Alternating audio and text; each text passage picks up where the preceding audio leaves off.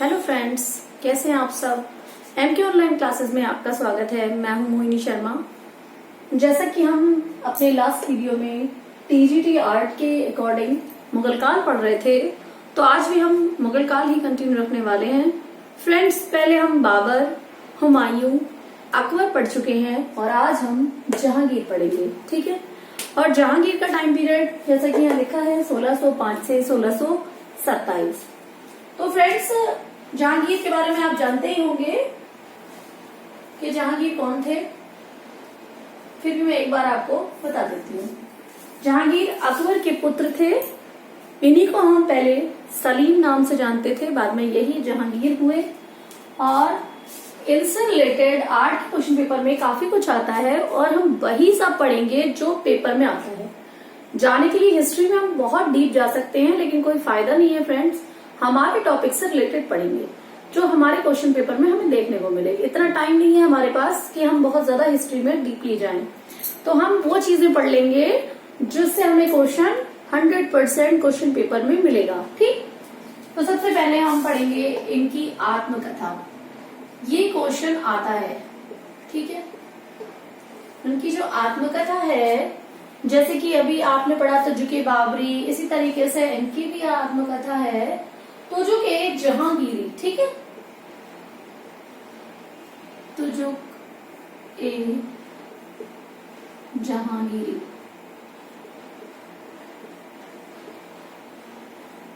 इसको लिख लीजिए, बहुत इंपॉर्टेंट पॉइंट है ये। जहांगीर की आत्मकथा। ठीक। तुजुक-ए जहांगीरी। अब हम फ्रेंड्स इनके टाइम पीरियड के चित्रकार जान लेंगे, क्योंकि यही हमारे पोर्शन से रिलेटेड है। हम हिस्ट्री में इनका जन्म कब हुआ, इन्होंने कब कहाँ विजय प्राप्त की, उन चीजों से हमारा कोई लेना देना नहीं है। आप उन चीजों की तरफ मत भागिए जो आपके लिए जरूरी नहीं है, वो पढ़िए जो आपके क्वेश्चन पेपर से रिलेटेड है। ठीक है। तो आइए हम इनके चित्रकार जान लेंगे। इनके चित्रकार सबसे पहले लिख लीजिए आकारेजा।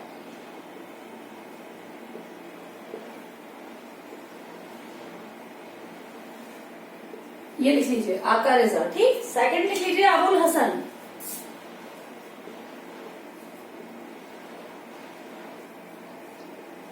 अबुल हसन। आकारेजा, अबुल हसन। और थर्ड नंबर पे लिखेंगे बिसनदास।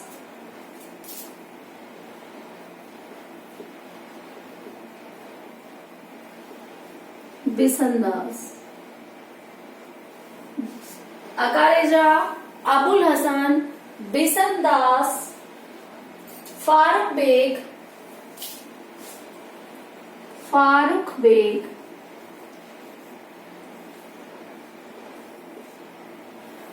गोवर्धन,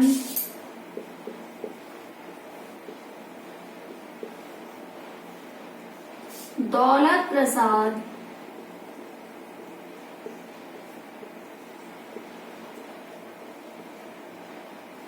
क्या लिखा आपने? आकारेजा, अबुल हसन, बिसनदास, फारूक बेग, गोवर्धन, दौलत और मंसूर। ठीक।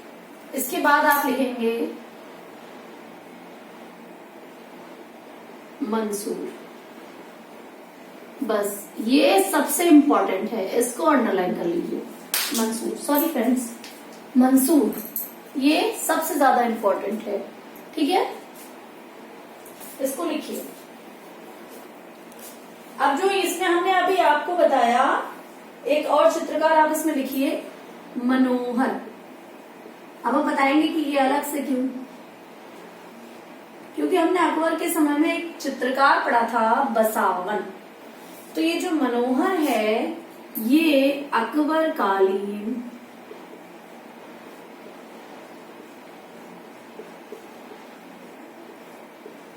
बसावन का पुत्र था। बसावन का पुत्र था। ठीक है। लिख लीजिए अकबर कालीन बसावन का पुत्र कौन था? मनोहर। और ये कैसे चित्र बनाया करता था अभी हम आगे बताएंगे आपको। ठीक है। अच्छा, जो हमारे जहांगीर थे ये कैसे कैसे जो है पिक्चर्स बनवाते थे। एक तो सबसे पहले इन्होंने क्या बनवा रखा था,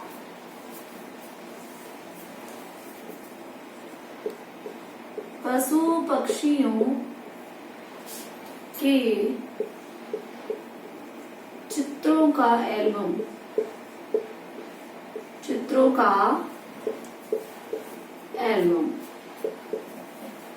इसका क्या था, इनको एल्बम बनवाने का शौक था। ठीक है, इनको शौक था बनवाने का।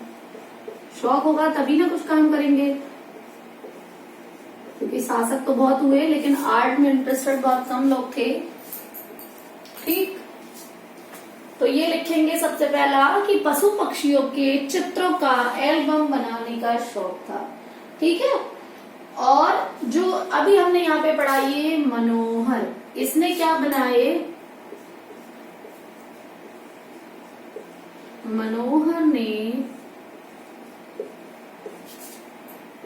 सबसे ज्यादा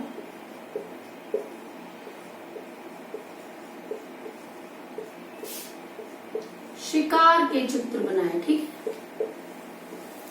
शिकार करते हुए चित्र। ठीक है, वरना कैसे पता लगेगा, शिकार शिकार करते हुए चित्र बनाए। तो फ्रेंड्स ये सब आपके लिए बहुत जरूरी है, उसको आप पढ़ेंगे।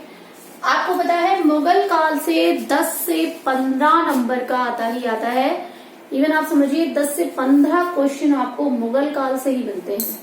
तो इसको बहुत ध्यान से पढ़िए। जो जो मैं आपको यहाँ पे लिखा रही हूँ इसमें से क्वेश्चन आपको वहां पर मिलेगा ही मिलेगा। ठीक, तो उसको नोट डाउन कीजिए या इसका स्क्रीनशॉट ले लीजिए फ्रेंड्स, फिर हम बोर्ड को क्लीन करेंगे। स्क्रीनशॉट ले लिया होगा फ्रेंड्स आपने, अब हम बोर्ड को क्लीन कर देते हैं। हाँ तो फ्रेंड आइए स्टार्ट करते हैं। 2 पॉइंट्स हम लिख चुके हैं, अब तीसरा लिखेंगे हम यहाँ से। तीसरा पॉइंट हम लिखेंगे शेर के शिकार से रिलेटेड। हम लिखेंगे शेर का शिकार करते हुए जहांगीर का एक प्रसिद्ध चित्र है। लिखिए फ्रेंड्स, शेर का शिकार करते हुए जहांगीर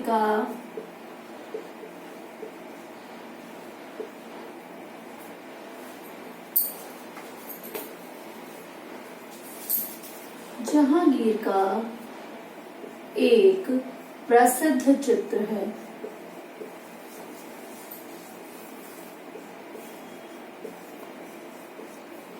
चित्र है। अब ये चित्र है, ये हमें कैसे पता चलेगा कि कहाँ है? तो इसके लिए ये भी डिफाइन करना जरूरी है कि ये कहाँ है। तो इसकी एक प्रति मॉस्को में और दूसरी ऑक्सफोर्ड में है। ठीक है, इसकी एक प्रति मॉस्को में तथा दूसरी कहाँ है? ऑक्सफोर्ड में। ठीक, ऑक्सफोर्ड में है। ये लिख लीजिए, बहुत इम्पोर्टेंट है कि ये शेर का शिकार वाला चित्र वर्तमान में कहाँ है, ये पूछ सकता है। तो ये मॉस्को में है एक इसकी प्रति और दूसरी ऑक्सफोर्ड में है। ठीक है फ्रेंड्स, अब हम इसके बाद आगे चलेंगे ना, विशेषताएं लिखेंगे। ठीक, कि चित्र कैसे होते थे, उनमें क्या मिलता था देखने। तो छोटा सा एक हेडिंग बना लीजिए, विशेषताएं।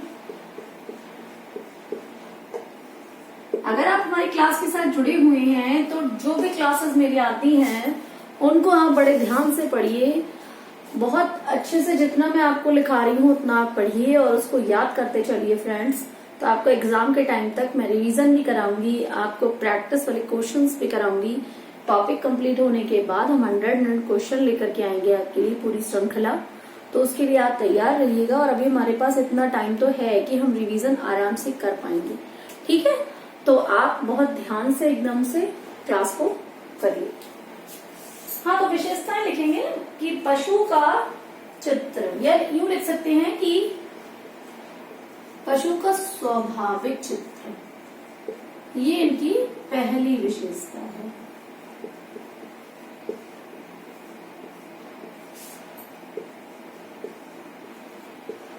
ठीक है फ्रेंड्स,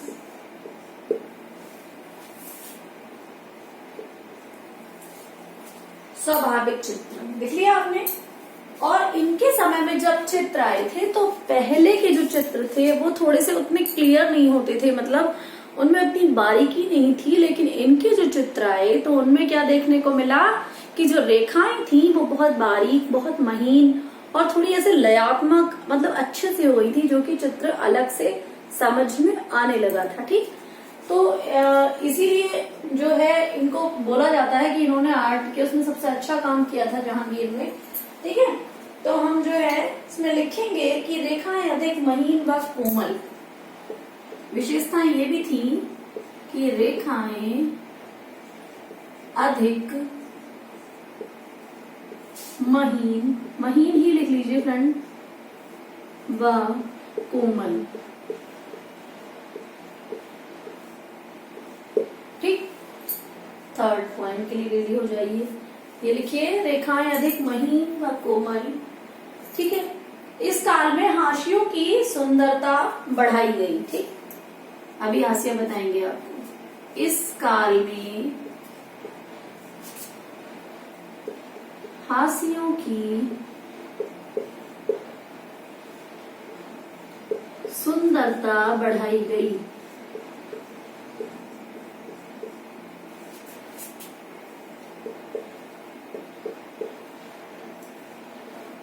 अब देखिए फ्रेंड, आप सबको पता होगा ना हाशिया क्या होता है। जैसा हम लिखते हैं तो हम कहते हैं पहले हाशिया खींच दो, मतलब पहले ऐसा करके ऐसा डिवाइड कर दो।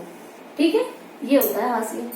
तो अब इसकी सुंदरता से मतलब ये है, इसमें कोई बेल बना दीजिए या कोई भी डिजाइन बना दीजिए, कुछ भी बना दीजिए ऐसे करके, तो वो चीज कहलाती है हाशिया। ठीक, तो उसकी सुंदरता पर ध्यान दिया गया, यानी कि चित्र मनोरम होने के साथ साथ उसकी जो बाउंड्री है या जो हाशिया है वो भी बहुत खूबसूरत बनने लगा था। ठीक है, तो ये इनके टाइम पीरियड की जो है एक विशेषता थी। कहीं पर भी कुछ भी अगर आपको समझ नहीं आता तो आप हमारे कमेंट बॉक्स में लिख सकते हैं फ्रेंड्स। आगे बढ़ेंगे। पशु पक्षियों व पेड़ पौधों को अलंकरण के रूप में बनाया जाता था। पशु पक्षियों व पेड़ पौधों को कैसा बनाया जाता था? अलंकरण के रूप में। अब आप अलंकरण समझ रहे होंगे, ये बताऊंगी। अलंकरण के रूप में बनाया जाता था।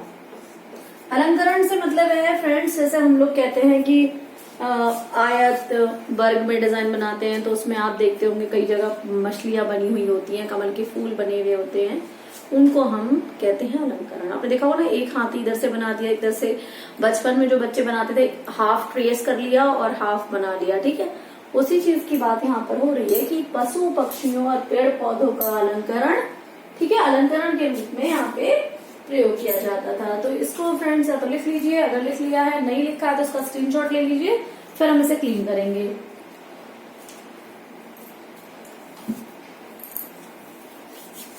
स्क्रीनशॉट ले लिया होगा फ्रेंड्स आपने, अब मैं इसे क्लीन कर देती हूँ। हाँ तो फ्रेंड्स, अब जहांगीर से हमारे पास एक या दो पॉइंट्स और रह गए हैं, इनको भी लिख लेते हैं। ठीक, इस तरह के चित्र हुआ करते थे। तो एक तो इनके जो विषय रहते थे ना, वो लिख लीजिए अब आप, कि चित्रों के जो विषय थे वो क्या थे। विशेषताएं तो हमने लिख ली, अब हम विषय लिख लेंगे। इसमें भिक्षुक है, जो सिंपल लाइफ होती है, इनके साधारण जीवन जो होता है, और सूफी संत है, पशु पक्षी है, शिकार है, ठीक है, और दरबार जो है ना वो बहुत उभरा हुआ, मतलब एक तड़क भड़क जिसे कहना चाहिए। इस तरह की चीजें इनके जो है टॉपिक रहा करते थे। ठीक है, सबसे पहले आप लिख लीजिए भिखारी।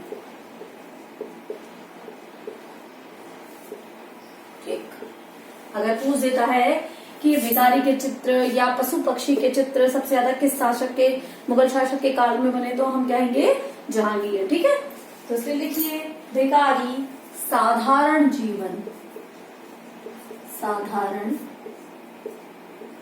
जीवन। ठीक, सूफी संत,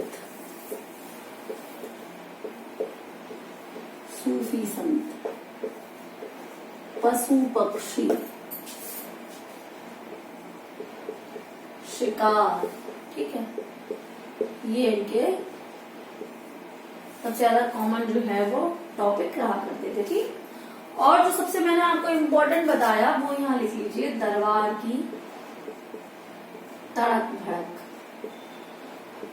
तड़क भड़क से मतलब साज सज्जा, उस पे ज्यादा इनका फोकस रहता था चित्र में। ये दरबार बने, चित्र बने राजा का या शासक का, तो उसके पीछे जो दरबार दिखे वो बहुत एकदम अट्रैक्टिव होना चाहिए ना, इसलिए कहते हैं। ठीक है, और जो सभी चित्र है, ठीक, इसके अलावा शबीह। सभी तो मैंने आपको बता ही दिया था उस दिन कि जो पूरे चित्र बनते हैं वो, और इसके अलावा उत्सव। बस इतना ही है जहांगीर में पढ़ने के लिए हमारे पास, और इतना ही पढ़िए, इससे ज्यादा कुछ पढ़ने की जरूरत नहीं है फ्रेंड्स। तो आज के लिए वीडियो में सिर्फ इतना ही, हम अगले वीडियो में बहुत जल्द मिलेंगे। और फ्रेंड्स, मेरे चैनल को लाइक, शेयर एंड सब्सक्राइब करना ना भूलें। मैं ऐसे ही आपके लिए अच्छे अच्छे वीडियोस लाती रहूंगी। Thank you.